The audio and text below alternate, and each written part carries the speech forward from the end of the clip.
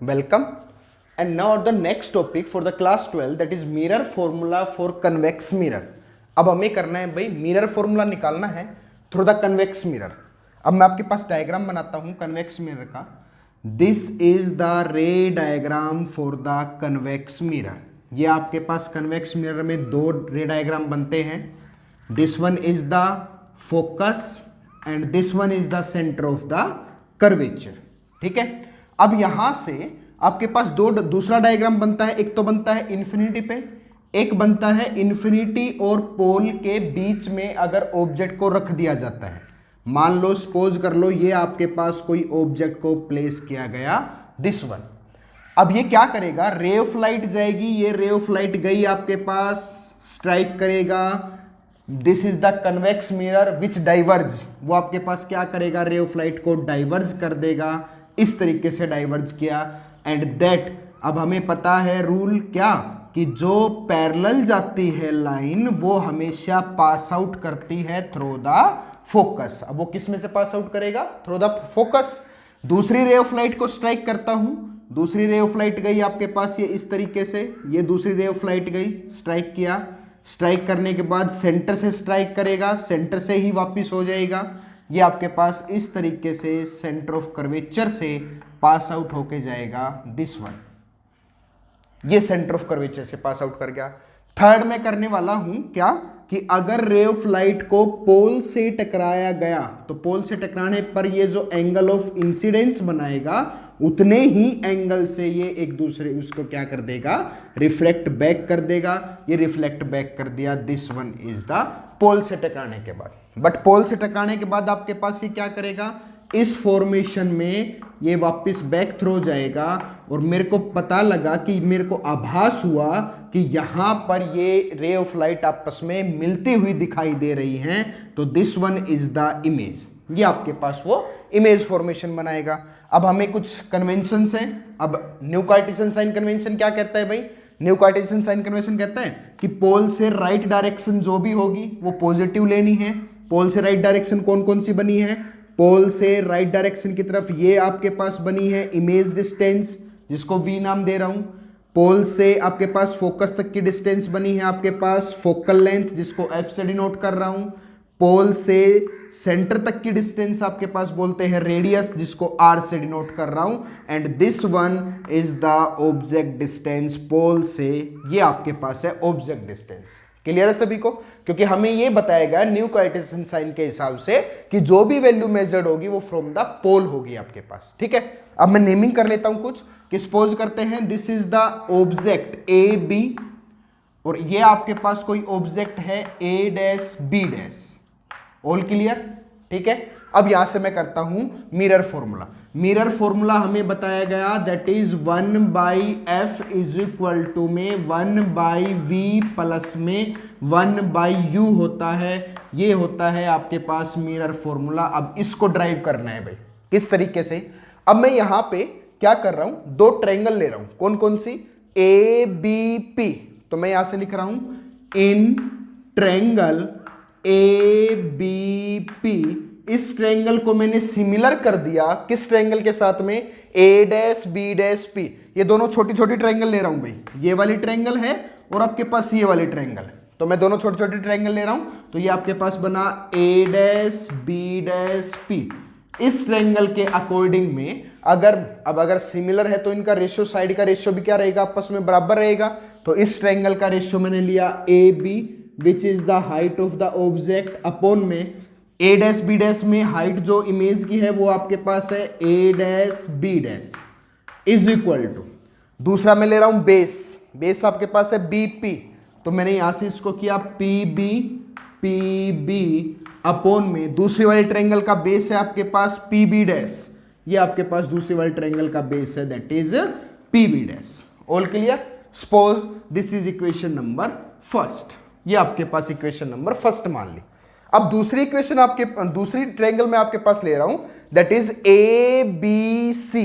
ये पूरी बड़ी ट्रायंगल भाई, ए बी सी। तो मैं लिख रहा हूं यहां पे इन ट्रायंगल ए बी सी, इसको सिमिलर कर दिया छोटी वाली triangle A dash B dash C के साथ में। A dash B dash C के साथ में इसको मैंने सिमिलर कर दिया। सिमिलर करते ही आपके पास क्या प्रोवाइड करेगा इसका, अब साइड का रेशियो लिखता हूं। तो यहां पे साइड है आपके पास इस ट्रायंगल में ए बी हाइट है, दूसरी ट्रायंगल में जो हाइट है वो आपके पास है A dash B dash is equal to में दूसरे ट्रायंगल का जो बेस है वो बेस आपके पास ए बी सी का बेस है बी सी, तो मैं इसको लिख सकता हूं सी बी अपॉन में छोटी वाले ट्रायंगल का बेस है आपके पास C B dash. Equation number second, समझ आया ना भाई? ठीक है, क्लियर है सभी को? ओके, अब फ्रॉम इक्वेशन फर्स्ट और सेकंड से मैं देखता हूं कि अगर LHS बराबर है तो RHS भी क्या होगा, बराबर होगा। तो मैं यहां से लिखता हूं from equation first and second. From equation first and second से मेरे को क्या दिखा, मैं यहां से लिख सकता हूं दैट इज पी बी जो है अपॉन में पी बी डैश के इक्वल है, सॉरी अपॉन में इज इक्वल टू किसके बराबर है, that is C B upon में सी बी डैश के इक्वल है। क्लियर है सभी को? अब यहां से पी बी की वैल्यू निकालते हैं हम। अब पी बी आपके पास क्या है भाई, पी बी ये तो ऑब्जेक्ट डिस्टेंस है जिसको यू लिख रखा है। पी बी डैश को जो इमेज डिस्टेंस है जिसको वी से डिनोट कर रहा हूं, ठीक है। अब आपके पास C B, but C B ये वाली जो डिस्टेंस है ये सारी नहीं पता है, तो मैं यहां से पोल से इसकी डिस्टेंस निकाल लेता हूं। तो मैं यहां पे लिख रहा हूं इसको, दैट इज सी बी को आप किस तरीके से लिख सकते हैं भाई, सी से लेके बी तक इसको मैं लिख सकता हूं कैसे, अगर पी बी में अगर पी सी को जोड़ दूं, पी बी में अगर पी सी को जोड़ दिया जाएगा, इसमें ये जोड़ दिया तो ये सारी बन गई भाई। ठीक है, क्लियर है ना सभी को? अब आपके पास है सी बी डैश ये वाली सी बी डैश, ये कैसे निकाल सकता हूं कि अगर पी सी में से बी पी डैश को घटा दिया जाए, अगर मेरे को निकालना है यहां से that is C B dash, तो कैसे निकाल सकता हूं, सिर्फ मेरे को ये चाहिए तो पूरे में से पी सी में से अगर मैं क्या घटा दूं, आपके पास पी बी डैश को घटा दूं, या जिसको मैं कहूं पी बी डैश को सब्ट्रैक्ट कर दूं, तो ये आपके पास सी बी डैश बन जाएगा। अब इस इक्वेशन को मैं वहां लिख रहा हूं इस फॉर्म में। अब मैं लिख सकता हूं पी बी अपॉन में दूसरी है आपके पास P B dash is equal to में सी बी को क्या लिख सकता हूं भाई, P B plus P plus में पी सी अपॉन में सी बी डैश को लिख सकता हूं P C minus P B dash. Clear है सभी को? अब थोड़ा सा नोटेशन देख लेते हैं। क्या, पी बी आपके पास जिसको u से लिखता हूं object distance, but left side होने की वजह से, क्योंकि साइन कन्वेंशन क्या होता है भाई कि अगर ये पॉइंट P है तो P से लेफ्ट डायरेक्शन क्या होगा आपके पास, नेगेटिव। तो PB जो कि u है वो साइन कन्वेंशन के अकॉर्डिंग में मैं इसको लिख रहा हूं दैट इज माइनस का u अपॉन में PB डैश जो कि इमेज डिस्टेंस है राइट साइड में होने की वजह से इसको मैं पॉजिटिव डायरेक्शन लिखूंगा that v is equal to में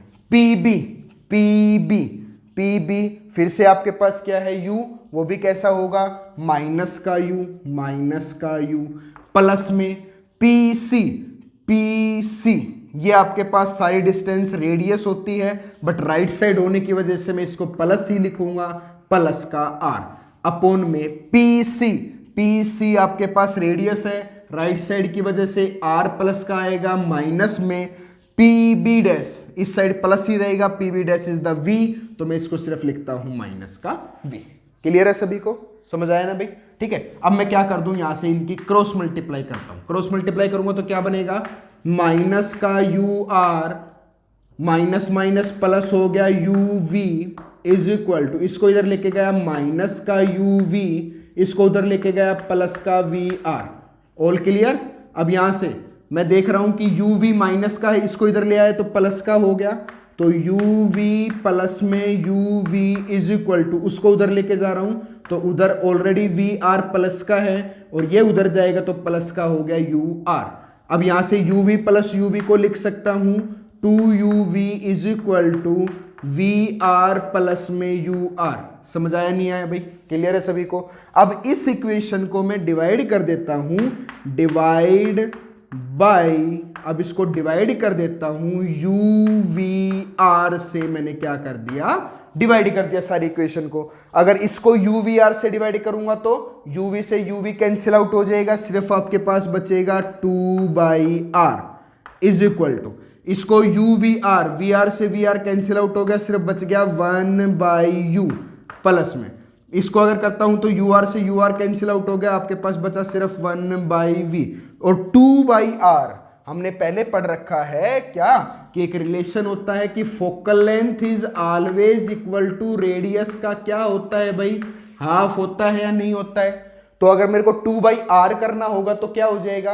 1 बाई एफ। तो मैं इसको लिख रहा हूं, that is 1 by F is equal to में 1 बाई यू प्लस में 1 by V. This is our mirror formula for the convex mirror. Clear है भाई सभी के लिए? ठीक है। कनकेव मिरर का फॉर्मूला हम अर्लियर वीडियोस में करा चुके हैं, आप जो लिंक है वो डिस्क्रिप्शन में प्रोवाइड किया गया है, आप वहां से जाके देख सकते हैं। This is the derivation for mirror formula bye convex mirror. ये किसके लिए डेरिवेशन है भाई? कन्वेक्स मिरर के लिए डेरिवेशन है आपके पास, this one. Note it down. Okay, अब यहां से एक चीज और आपके पास अराइज होती है, क्या? मैग्निफिकेशन, जिसको मैं यहां लिख रहा हूं एक बार कि मैग्निफिकेशन को m से लिखता हूं भाई।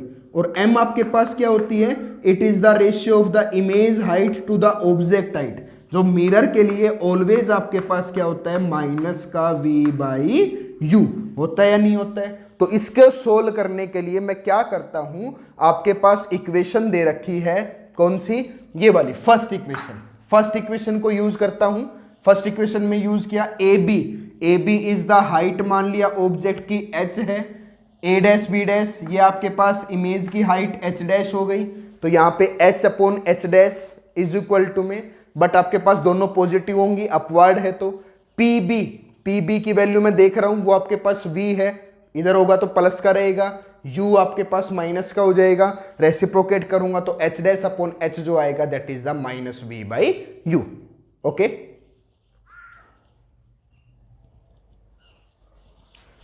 okay, if you have any query about this video then you can comment us in the comment section. Thank you for watching us. Also like and subscribe the video. Thank you.